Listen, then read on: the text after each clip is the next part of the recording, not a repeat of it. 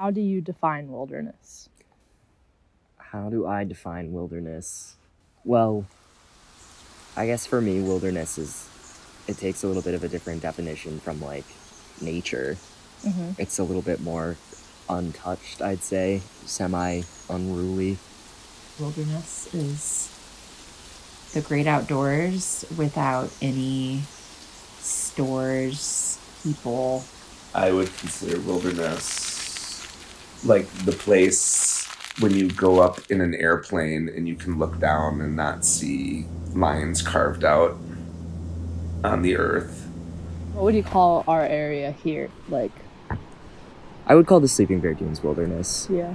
I mean, with high human impact, but Yeah. I guess as a kid, I mean, I was a little bit more interested in, like, the monolithic side of, like, nature. So, like, every time we would, like, watch Planet Earth or something like that, and we'd see, like, giant mountains or, like, huge icy fields. Yeah. Just, like, the places I hadn't really been to or experienced were, like, that was wilderness. That was the wild. Because I hadn't experienced it. When you were playing back here, would you have considered that wilderness? Or, like, would you have considered it? Were you, like, imagining a wilderness while you were back there? Maybe when I was much younger. Yeah. Just because the world seems so much bigger. Yeah, I think so. About wilderness in terms of, like, Lake Michigan. That's interesting. Because the thing is, you can't really, like, explore Lake Michigan without, like, vehicles and stuff like that. But I'd still consider it wilderness. It's very much untamed. Yeah. I don't know if I'd say I've fully explored the wilderness of Lake Michigan. I feel like that starts at the waterline. It's definitely more so below the water that I consider Lake Michigan's wilderness begins. How do you think growing up and going to the islands all the time as a kid and being on the water all the time as a kid shaped your perception or, like, affinity of the natural world? I think just being able to spend that time outside and in nature and in such a beautiful area, it really gave me a kickstart towards my appreciation and love of wilderness and nature. Like, just made you care? Yeah. Yeah. Because I could see it. It's a lot easier to care about what you can see. But I remember as a kid, like, flipping over logs and stuff, looking for, like, salamanders and newts. Or it was less passive. It was very hands-on as a child. Yeah. But I think that's just part of, like, curiosity. Right. It's important. And I'd say that's probably a big driving factor behind my interest in, career path. Did you learn anything about yourself as a child from being outside in our local area? Definitely. Yeah. I can't imagine that it wouldn't have, with all of the time and experience spent, because I mean that's basically what your personality is. Yeah. Probably, yeah. I mean, everything. Yeah. You know, from winter driving to how to swim in big waves to how to, you know, move through moderate sections of woods without getting lost, how to climb a tree, how to, identify mushrooms, animals, trees. Yeah, I'm sure that has everything to do with where you grew up. So does any of our local area, like, fall into that perception of wilderness? Not in my mind at all. Yeah. Does it fall into a wilderness category? Yeah, I do feel like everywhere is impacted. And I mean, it's hard to, like, look back now and think of it as not impacted as it gets more and more impacted year by year. What about the boat? Do you feel like Lake Michigan is a wilderness experience? In order to understand my family's connection with our environment, we have to step back in time. In 1917, the Manitou Island Transit, founded by my great-great-grandfather, George Tracy Grosvenor, began running mail boats to and from the South and North Manitou Islands off the coast of Leelanau County in northern Michigan. For 67 years, the boats were captained by Tracy and his son George Firestone Grosvenor, sailing to and from the island delivering mail to those who lived there permanently. In the early 70s, the National Park Service declared the Manitous a part of the Sleeping Bear Dunes National Park. Our business quickly became a service for visitors to these islands. Us Grosvenors developed an intergenerational relationship with the lake. The business was then passed down to my grandfather, George Michael Grosvenor Sr., and then later passed on to his children, including my father, George Michael Jr. For over 100 years, we have run the ferry service to these islands, bringing people to sail through the Manatee Passage, run through dunes, swim in clear waters, and share a piece of our history in tandem with the land.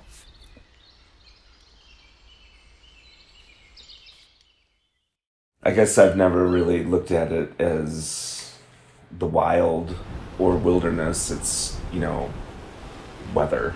Yeah. So do you think wilderness exists anywhere? Yeah. Okay. But almost nowhere. Yeah. And I think if you flew over South Manitou and North Manitou, you would look down still today and see things, grids and lines. And what was it like growing up in this environment as a child? A little kid having an island in the middle of Lake Michigan to go to. I mean, you had to make your own fun. Yeah. Which was definitely immersed in nature. Definitely having nature as a outlet. Just like the dogs, we all need our walks. Yeah. To recalibrate. So I could never be comfortable not having it available to me at all times.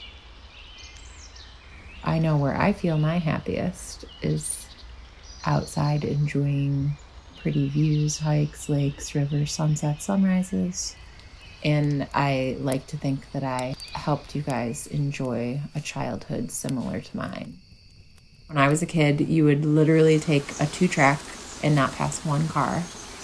I can remember being in our station wagon, going down these 2 tracks, and you'd get to the backside of Pyramid Point, and there was not one single person. And how did that change your perception of the natural world or the outdoors? Being lucky enough or privileged enough to have that? I mean, at the time, I probably figured everybody lived like that because I never went anywhere else. But now that I've been a lot of places, we definitely like to travel, and your dad especially is always on our travels we should move here. This place is really cool. But we always, when we come home, it's always, wow, we're really lucky to live here. What place do you feel that you have in the wild? No place. Other than a tourist. Yeah.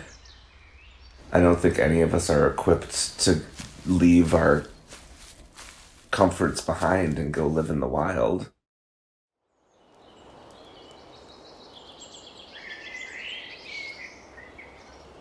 Growing up, my dad introduced me to the mountain men of American literature. Kerouac, London, Thoreau, Krakauer.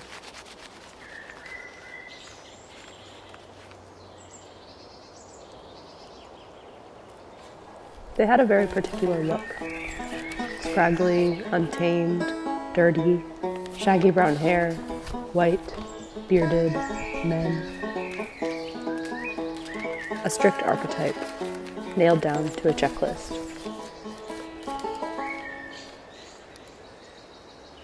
It made it hard to really see myself in the wilderness, in the wild. I wanted to be a mountain man.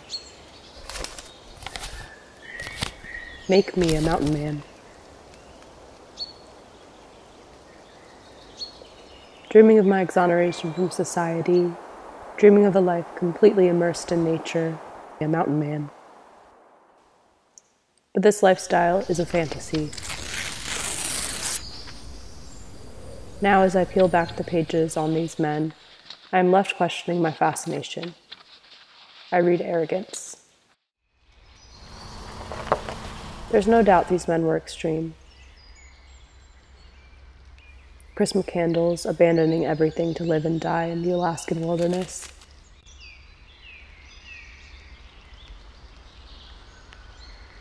Transcendentalist Henry David Thoreau boldly claiming nature as his bride.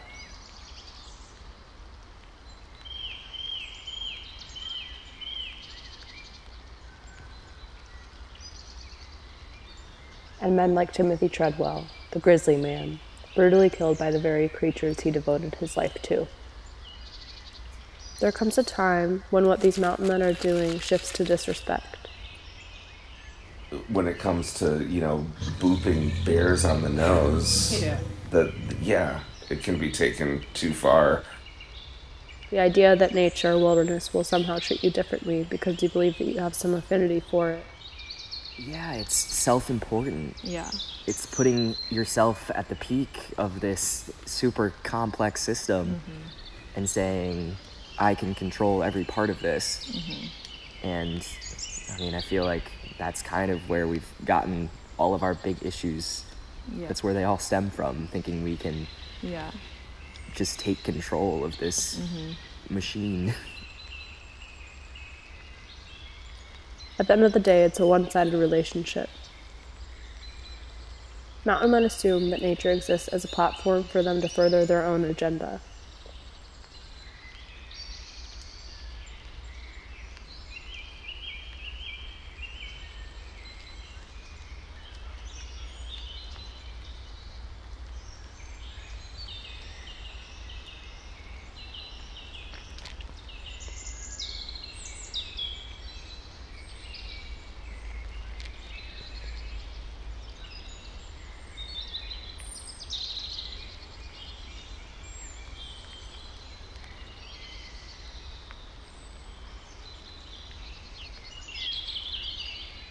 But they fail to acknowledge the privilege of existing in wilderness, the exclusivity of the outdoors. These men who introduce us to wilderness are the very people to write out women, people of color, gender nonconforming individuals, the LGBTQ community, and countless other non-white men that don't fit their ideal archetype.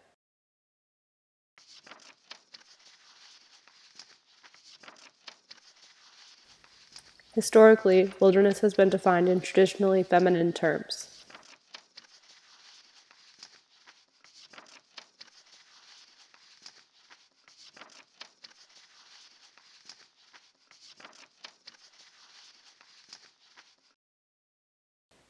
A landscape described as a body, my body, something to be explored, conquered, exploited. Wilderness turned passive.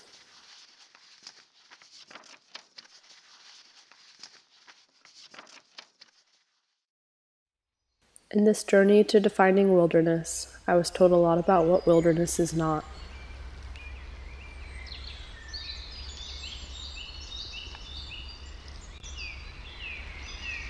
Wilderness is not my backyard. Not buildings, towns, cities. Not grids.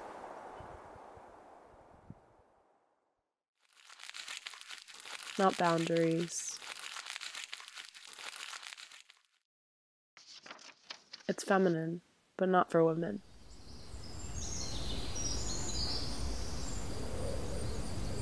Wilderness is not where people are.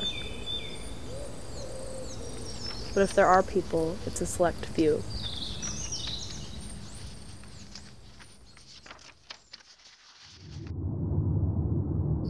It's not society, not touched.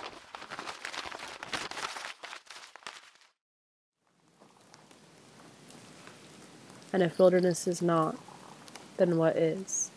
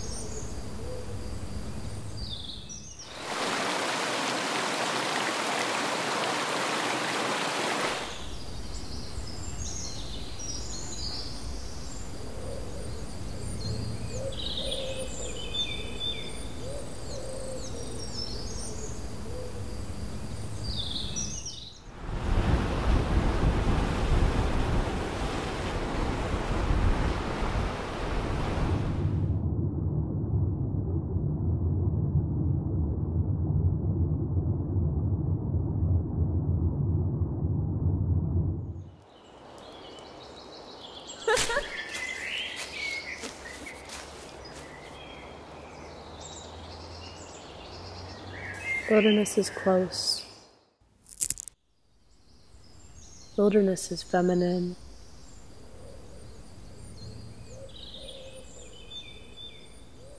Wilderness is masculine.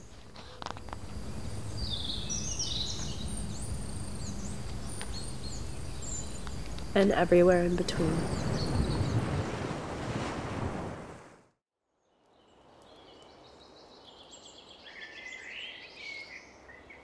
Wilderness is body, how it stretches and curves. Wilderness is my body, defined by me. Wilderness is still, and wilderness is movement. Wilderness is home.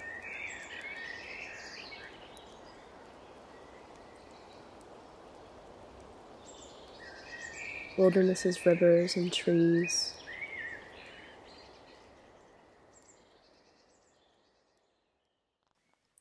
Wilderness is memory.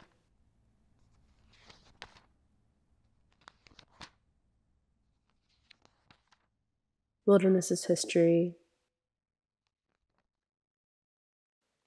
Wilderness is childhood.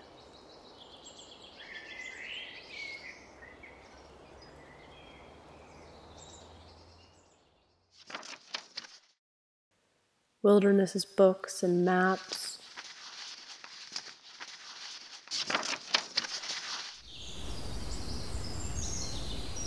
Wilderness is language. Wilderness is passive and active. Wilderness is the tallest mountains and the lowest valleys. Wilderness is my backyard.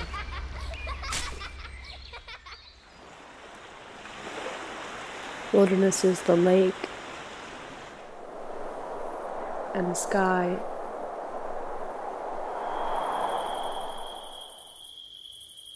and space and everywhere between.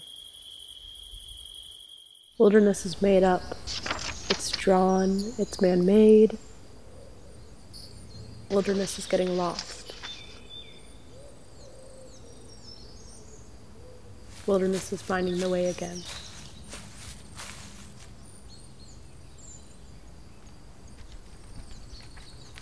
Wilderness is a construct. Wilderness is contradictory. It's messy.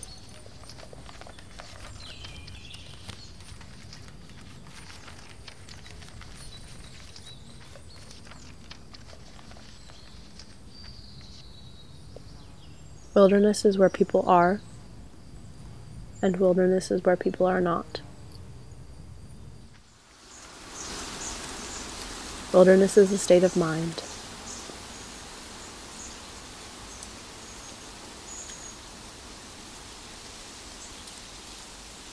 We are a part of wilderness, and wilderness is a part of us.